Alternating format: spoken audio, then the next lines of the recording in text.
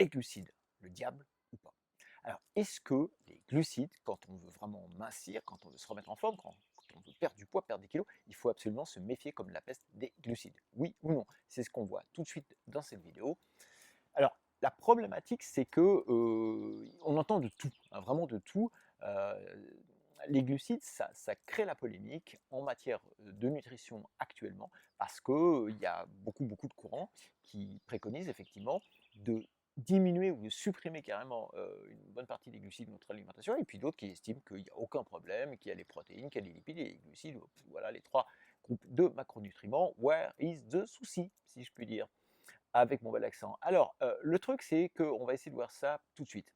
D'abord, qu'est-ce que c'est qu'un glucide? Il faut comprendre ce que c'est qu'un glucide, hein. Donc, effectivement, on a les protéines, la viande, le poisson, les œufs notamment, mais pas que, pour les protéines animales. On a les lipides, les graisses, et puis on a les glucides.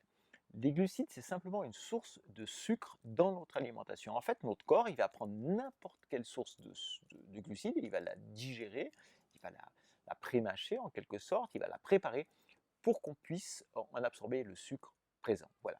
Donc les glucides, c'est très large. Alors on va voir, parce qu'il y a de très nombreuses sources de glucides dans notre alimentation.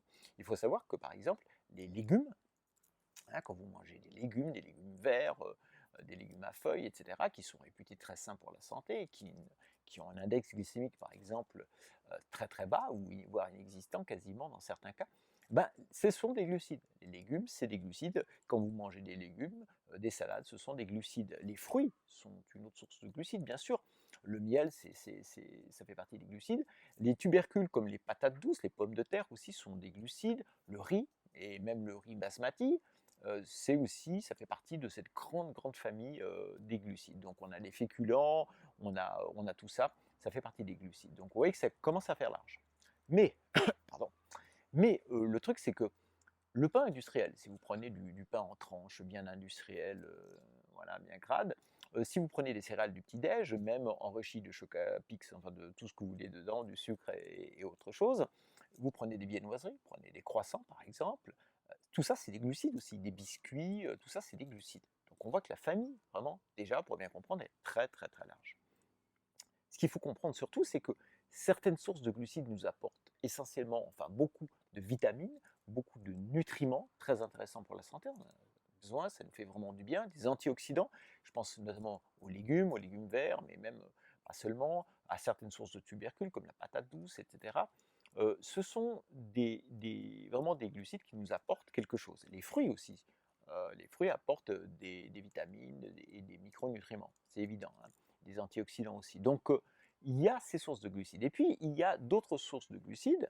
J'ai cité ces sources comme tout ce qui est viennoiserie, croissanterie, mais pas seulement, tout ce qui est biscuits, tout ce qui est nourriture industrielle enrichie avec des sucres ajoutés, qui sont des sources de glucides supplémentaires. Cette source de glucides-là va nous apporter beaucoup moins, voire pas du tout de nutriments intéressants pour la santé, et va dérégler notre métabolisme. C'est-à-dire que ça va créer des pics d'insuline à répétition en augmentant rapidement ou trop rapidement et trop souvent le taux de sucre qu'on a dans le sang, la glycémie sanguine. Et donc là, du coup, bam, ça va vraiment commencer à perturber notre métabolisme. Et certaines personnes, plus que d'autres, sont très sensibles à ça, et du coup, elles vont commencer à accumuler les kilos.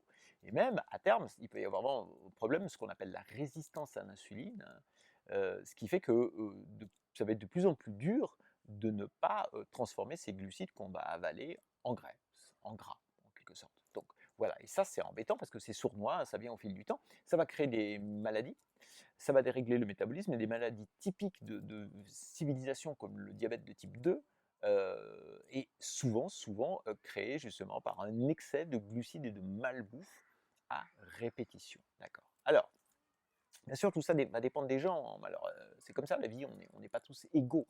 Mais en fait, ça va créer effectivement des dérèglements hormonaux. Alors, est-ce qu'il faut diaboliser du coup les glucides ou pas? Est-ce qu'il faut faire attention aux glucides quand on souhaite mincir? Alors, ce qui est sûr, c'est que ce sont les glucides qui vont créer essentiellement des pics, essentiellement, hein, des pics de glycémie, et donc qui vont faire que avec ces pics de glycémie, l'excès de sucre va aller se stocker dans les, si je schématise vraiment, dans les cellules graisseuses, nos adipocytes, les cellules de gras. Donc on va commencer à grossir. Donc oui, il va falloir quand même faire un tri au sein de ces glucides. Mais maintenant, est-ce qu'il faut les diaboliser? Est-ce qu'on peut manger de tout? Oui, bien sûr. En fait, on peut manger de tout, c'est une question de choix. Même si, au sens strict du terme, c'est le seul des 3 macronutriments dont on n'a pas besoin pour vivre, à la limite. Mais il faut manger tout, enfin, il n'y a pas de raison de s'en priver, hein. Pas de raison de se priver notamment de légumes, pas de raison de se priver de quelques fruits, il n'y a pas de raison de se priver, même de patates douces ou bien de riz basmati ou des choses comme ça. Il n'y a pas de raison de manger des pâtes de temps en temps si vous en avez envie, il n'y a pas de souci. La question, c'est qu'il va falloir privilégier, si on souhaite mincir, les bons glucides, essentiellement donc tout ce qui est légumes, un petit peu de tubercules, quelques fruits, etc., etc. Et puis vraiment faire très attention à tout ce qui est aliments transformés déjà. Alors ça c'est le premier truc, première règle, tous les aliments transformés qui sont enrichis en sucre ou qui sont à base de farine et de sucre et de glucides. Et puis aussi, bien sûr, même aussi des aliments qui sont des fois réputés santé, comme les céréales. C'est-à-dire que le pain, c'est-à-dire que les patates, les pommes de terre, la purée et tout ce genre de choses, ou le riz gluant, le riz collant, etc., etc.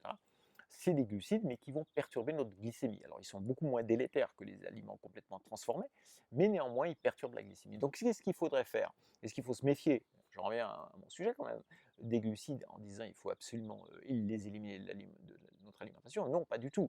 Mais ce qu'on peut faire, c'est effectivement avoir une alimentation plus, je dirais, low carb, c'est-à-dire diminuer globalement la quantité, parce que le vrai problème, par rapport à tout ça, et même par rapport aux cochonneries, genre biscuits ou machin, le vrai problème, en fait, c'est dans nos sociétés, c'est la fréquence et c'est l'excès.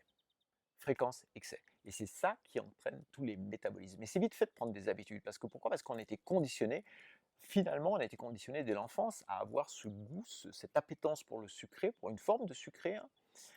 Et finalement, on ne s'en rend même pas compte. Finalement, on dérape, c'est normal, on s'en rend même plus compte. Et puis, ça devient une habitude de vie.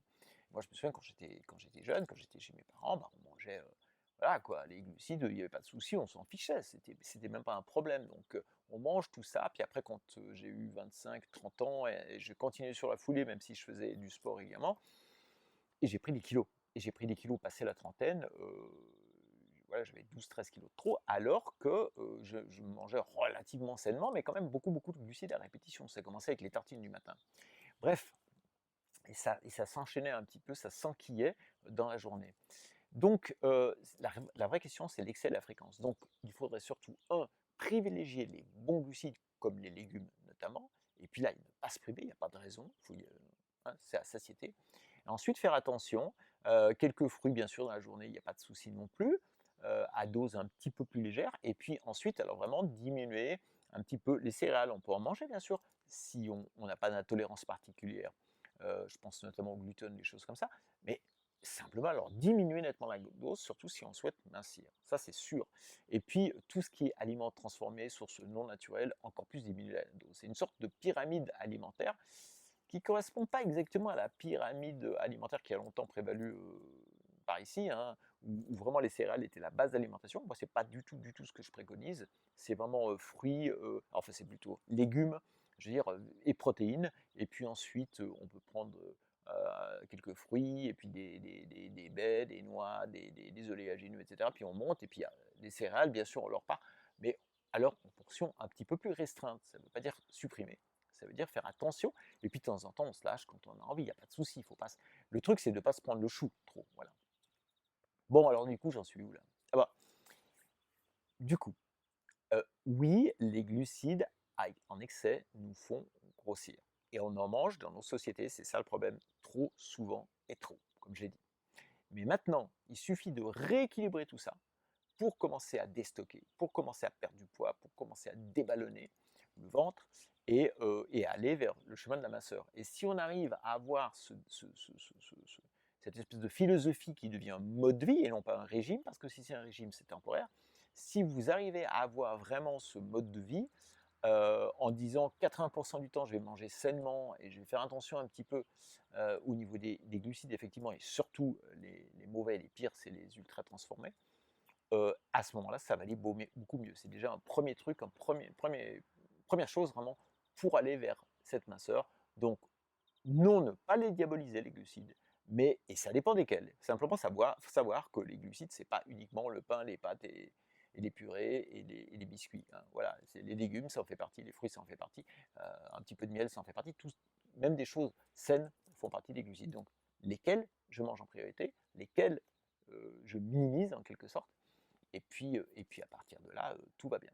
Alors, j'ai préparé un petit e-book juste sous cette vidéo qui donne vraiment les bases d'une alimentation santé à index glycémique bas. Donc vous pouvez le télécharger, c'est gratuit juste en dessous, et en plus vous recevrez les emails que j'envoie à tous mes abonnés chaque semaine.